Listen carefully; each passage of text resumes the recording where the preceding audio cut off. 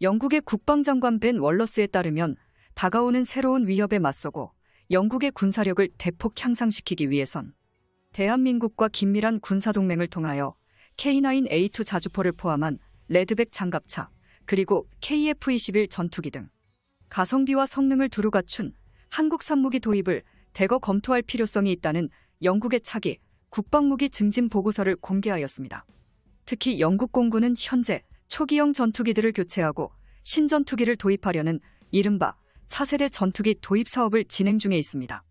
이 과정 속에서 기존의 도입 예정인 F-35 스텔스 전투기 말고도 무장량이 확고히 뛰어난 전투기를 도입해 부족한 작전 반경을 늘릴 심산인데요. 그 과정 속에서 KF-21 전투기가 유력히 지목되고 있습니다. KF-21 보라매의 무장 하드포인트는 총 12개소로 총무장 탑재량은 17,000파운드나 되기 때문에 가격 대비 F-35A보다 훌륭한 화력투사 성능을 보여줍니다. 무엇보다도 최첨단 연식의 하드포인트를 보라매에 탑재해 최성층의 고고도에서도 장거리 미사일 발사 능력을 안전하게 확보한 것이 특징이라는 게 카이가 설명한 KF-21 전투기의 특장점입니다. 즉, 도입 단가를 계산해보면 F-35 전투기보다 훨씬 가성비 있는 영국 공군의 새로운 선택지가 되는 것입니다. 무엇보다 어떻게 영국이 한국산 무기를 도입하는 큰손으로 등극해버린 상황이 펼쳐졌는지 간략하게 알아보겠습니다. 현재 상황을 이해하려면 현재 급박하게 돌아가는 영국 측은 한국이 반드시 군사동맹국으로 필요한 외교적 상황을 주목해야만 합니다. 현재 영국은 유럽의 항공모함으로 불리며 유럽연합에서 가장 강력한 군사강국으로 진화하고 있습니다. 동쪽에서 다가오는 거대한 강대국의 위협에 맞서 영국이라는 국가가 유럽에서 생존하려면 더욱 강력한 국방력을 위해 노후화된 무기들을 퇴역시키고 최신형 무기들을 추가로 보유해야만 합니다. 이 발언은 영국 국방장관 벤 월러스가 나토 회의에서 발언한 내용인데요. 실제로 회의장에서 선언한 내용처럼 영국 국방장관의 예하 수행단이 한국까지 방문해 전투기 공장은 물론 전차 공장과 자주포 공장을 시찰한 것도 이러한 이유 때문이었습니다. 우리나라 방산기업들도 역시 이것에 보답하기 위해 KF-21 전투기의 해외 수출을 위해 총력을 기울이고 있는데요. 방사청장은 이미 영국 국방부의 병기 총국장과 만나 KF-21 전투기의 뛰어난 개발 상황을 소개하며 한국산 최첨단 무기가 영국 공군 전력 발전에 크게 기여하길 바란다고 언급했습니다. 또한 영국의 동맹국이라고 불리는 미국이 추가적인 한국산 무기 구매를 위해 지원해주는 예산을 포함 기존에 있던 영국의 국방 예산을 합하여 여러 가지 다양한 한국산 무기들을 구매하는 데 필요한 예산을 마련했습니다. 특히 K9A2 자주포, 레드백 장갑차 등 대한민국의 첨단 무기들을 대거 도입을 사실상 확정시키며 영국은 아랍에미리트, 사우디아라비아와 함께 한국산 무기의 최대 고객으로 순식간에 성장하는 데 성공할 것입니다. 그런데 이와 별개로 영국에선 아직 교체하지 못한 구형 무기 체계가 딱 하나 존재하고 있습니다. 바로 공군 체계에 관해 실패작인 유로파이터가 대부분을 차지하는 형편이며 첨단화를 이룩하지 못한 것인데요. 그나마 다행히도 미국의 F-35A 전투기를 구입하기로 결정했으며 어느 정도 한숨 돌리는 듯 했지만 영국 국방장관이 기자회견에서 말하듯 아무리 F-35A가 스텔스 전투기라도 무장 능력이 부족한 게 문제입니다. 그렇다는 건 나머지 구형 전투기들을 다른 전투기 도입을 통해 반드시 교체해야 하는데요. 이러한 상황 속에서 한국 최초의 4.5세대 전투기 KF-21 전투기가 첫 비행을 성공한 사실이 영국에게도 알려집니다. 같은 시각 한국항공우주산업 역시 영국로 KF-21 전투기 수출 방안을 준비하고 있었으며 해외 수출을 염두에 둔 적이 있습니다.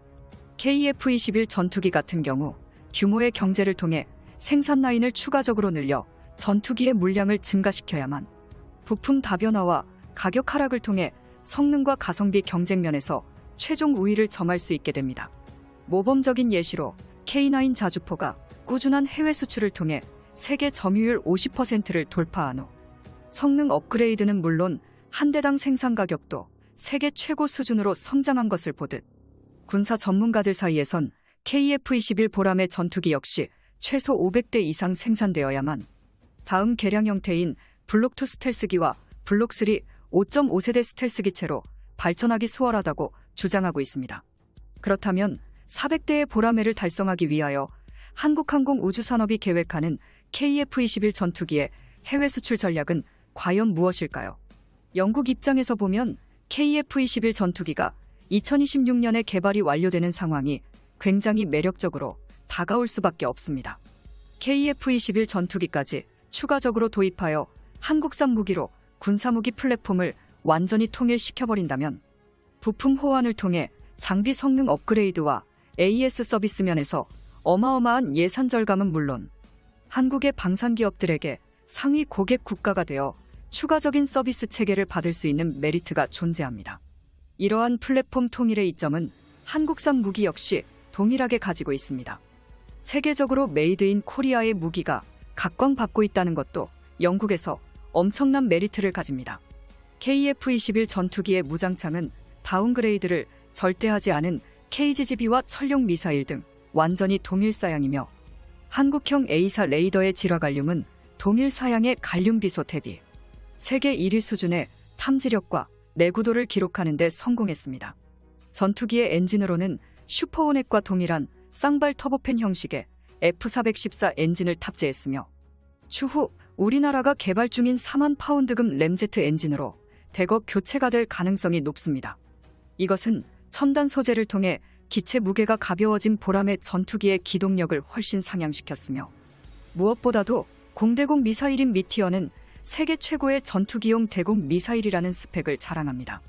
이처럼 화력과 전자전, 기동성, 모든 스펙을 압살하는 초격차 성능을 보유한 KF-21 전투기는 세계 5위 공군력을 달성한 한국의 최신의 항공기체다운 진정한 모습을 영국에게 보여줄 것입니다. 사실 영국은 과거 전투기 도입에 관해 여러 가지 서러운 일들을 겪은 적이 있습니다. 유럽연합의 유로파이터 타이푼 전투기는 성능 대비 말도 안 되는 유지비로 가성비와는 거리가 먼 전투기였습니다. 또한 유럽연합 측은 차세대 무기 개발에 영국을 배제하는 것을 목표로 하고 있다고 밝히면서 영국 전투기 사업 탈락에 쐐기를 박았습니다. 컨소시엄에 참여한 국가들이 이러한 판단을 내린 주된 이유로는 당시만 하더라도 유럽연합 내에서 정책 주도에 반발하는 영국과의 관계 악화와 프랑스와 독일의 입장이 겹쳐서 발생한 상황이었습니다. 아이러니하게도 유럽연합에 반대되는 상황이었기에 영국 역시 전투기 교체 사업을 진행해야 하며 KF-21 전투기는 그들에게 훌륭한 대안으로 지목되고 있는 상황입니다. 이처럼 지금 이 순간에도 한국 방산 기업들의 해외 수출 역군을 위한 피땀 어린 도전은 끊임없이 계속되고 있습니다. 영상의 정보가 도움이 되셨다면 채널명 대구구려제국 구독과 알림 설정 진심으로 감사드립니다. 다음에 또 봬요.